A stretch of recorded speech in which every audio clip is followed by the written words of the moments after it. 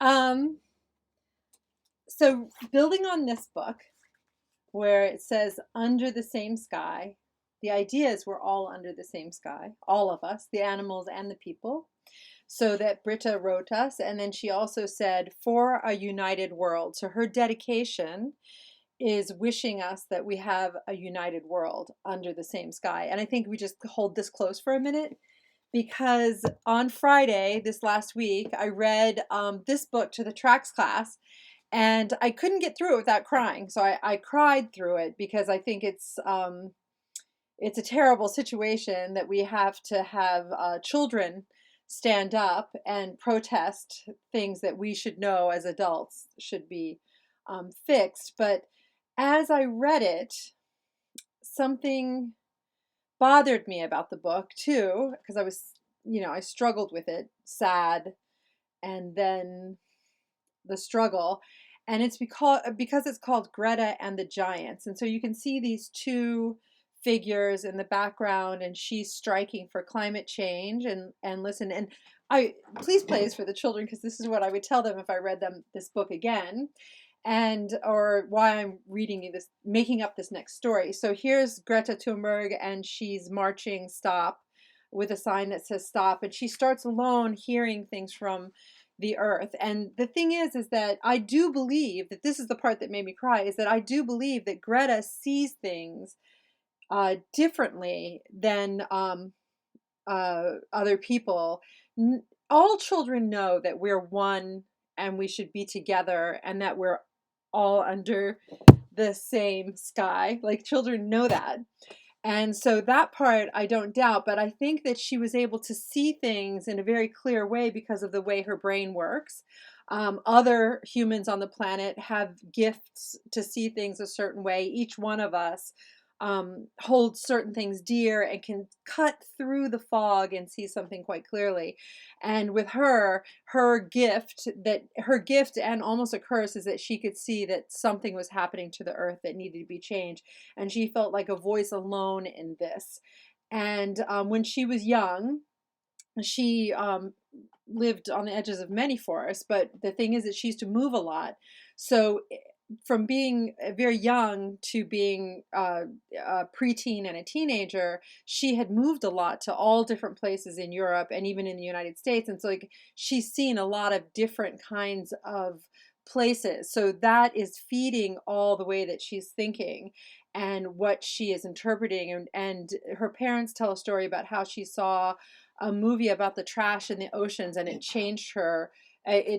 She had change going on, but this impacted her greatly. Like, she couldn't walk away from it any longer.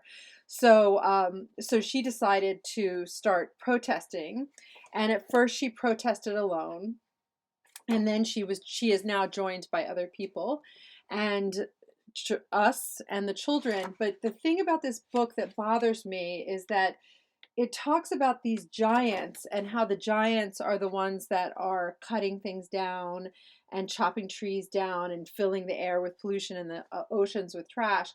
But the thing that you quickly realize when you read this book is that the giants aren't these people or these magical creatures overwhelming us. They are us. And when I read it to the tracks class, I said to them, I said, these giants they're adults.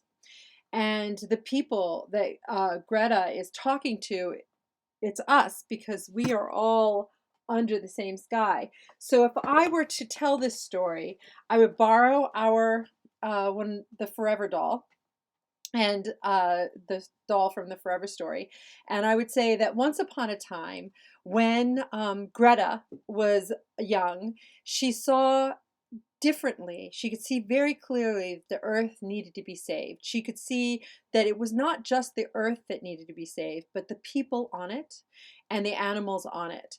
That everyone should be treated fairly, because it just doesn't end and begin with plastic in the ocean. She knows how it's impacting because of the way her head works. She can see that all of that works together. So she can see the oceans, and she can see the sky, and she can see the land that is on fire and getting ruined. And these things, the trash, everything, are dragging her down. And instead of saying, I will stay down, what Greta did is she said, I'm going to come up with a plan. And she worked with her parents and she worked with her community, and she decided that she would go out and speak to the adults who are in charge, because this is really important. Greta can't control what's going on. She only has her voice and her brain. So her brain is telling her, we need to do something. So she strikes out and she goes to protect all the people of the world. So she's got all these people. I can't even pile up all the people that she's speaking for. And she's speaking for all the animals. So that to remind people that we have to take one tiny step. We have to take two tiny steps.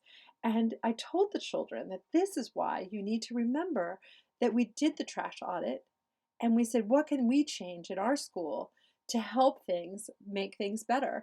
And one of the things that we did is we changed away from using paper, because paper can't be recycled. It can only be recycled so many times, but our paper towels that we were using to dry our hands can't be recycled. So we're helping our planet in little tiny small ways, one step at a time, so that we can all live on the planet together and keep it healthy. Thank you, Greta. Thank you, Greta.